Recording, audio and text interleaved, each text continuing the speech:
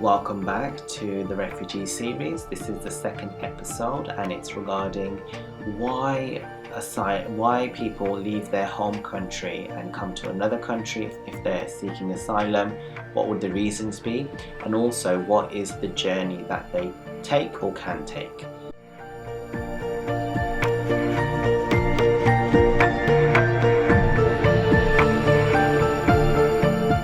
The first video obviously dealt with the definitions of asylum seeker, refugee, refuge and persecution.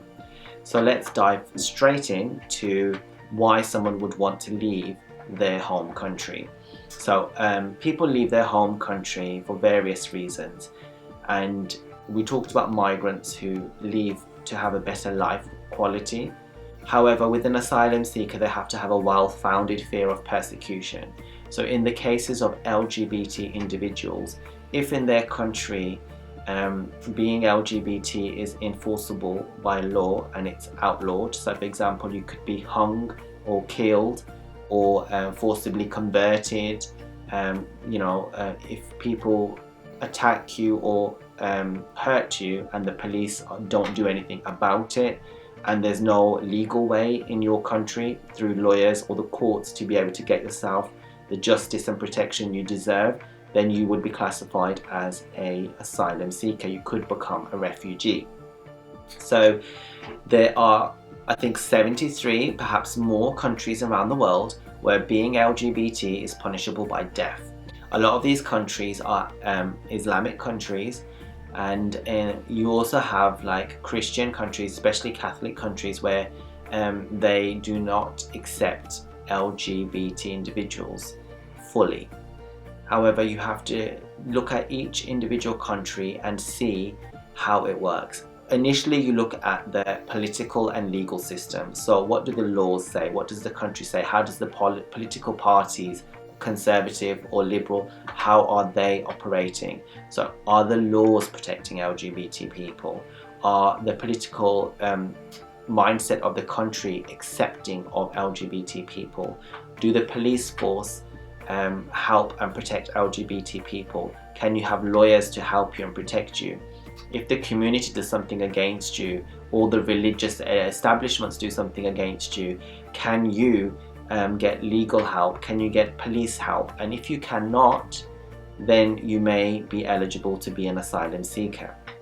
Like I said, you have to fear persecution or have been persecuted. This is a term that's open to interpretation, but let me give you an example. So for example, a lot of people from India say they would like to get asylum abroad.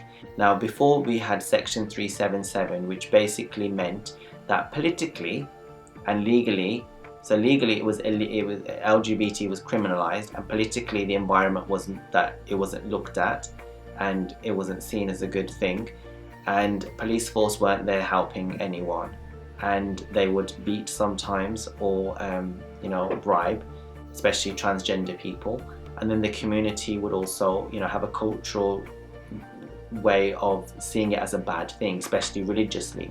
However, even at that time, many Western countries would not approve asylum cases from India. Why is that? Because even though the legal system criminalized being LGBT, it was rarely enforced, and also the big cities in India, such as Mumbai and Delhi, had thriving LGBT communities with clubs and bars and restaurants.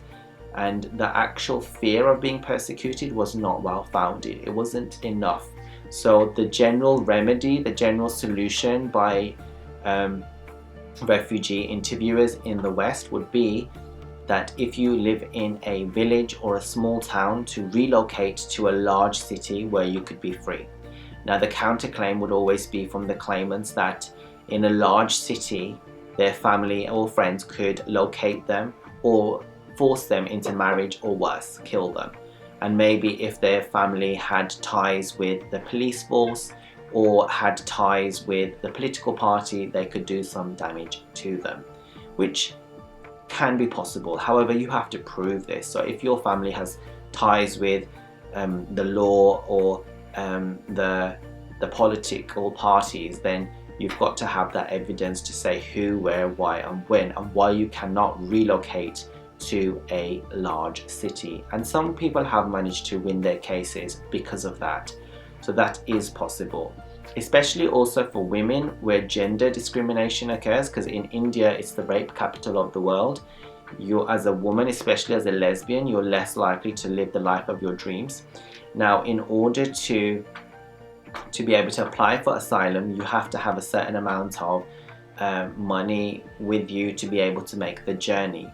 Now, obviously, that discounts a lot of poorer people who end up suffering regardless. And as you see from statistics from UNHCR, for example, most refugees are based in poor countries. So they are displaced. A lot of refugees who are coming away from war-torn countries and problems such as that end up staying in countries like, there's a huge refugee camp in Uganda, and very few actually end up in the West. Loads of people stay where they are because they don't have the money or the means to make the journey, and because it's very dangerous, which I'll explain in the next video. So that was a short little video about why people would escape. I'll explain in those countries where there is a death penalty for being LGBT, it's easier to get asylum because you can show, especially where it's being enforced. So in India, I said before, it was Section 377, that has now gone. So now the general census in the West would be, legally you're allowed to be LGBT in India. Politically they are not really bothered. Yes, the police force won't enforce, not always be able to help you because the corruption, but with communities and stuff, you can move to a big city. That's what they would say, unless you can prove the political or the legal ties where you could be attacked. So that is that. And if you move on to other countries, so say for example you were to say you were from Iraq, and in Iraq, if you are LGBT, you're likely to be hung, perhaps, maybe. Or, you know, in Afghanistan or in Iran, you are likely to be forced into changing your gender to become a woman. So if that is the case, then you have a strong case that you fear that, or you have experienced that. So if you've experienced loads of beatings or forced conversion, then that is something you can also use to your case. So thank you very much for this video, which was explaining why people leave their war-torn countries, or why people leave their home countries if they're LGBT to a safe country.